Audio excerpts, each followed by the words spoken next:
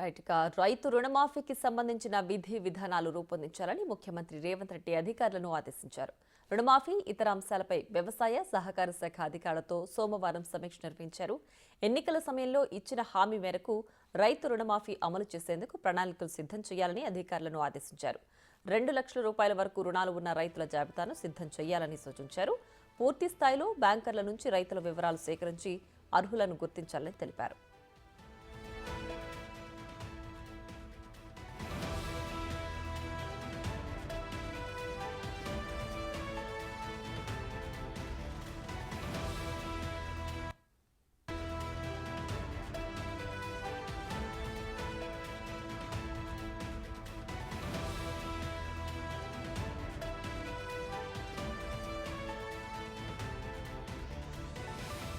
Cut off date విషయంలో సమస్యలు తలెత్తకుండా జాగ్రత్తలు తీసుకోవాలని సీఎం అధికారులకు సూచించారు. కేవలం బ్యాంకుల నుంచే కాకుండా సీఏపీఎస్ నుంచి పంట రుణాలు తీసుకున్న రైతుల వివరాలను అందుబాటులో ఉంచాలని చెప్పారు.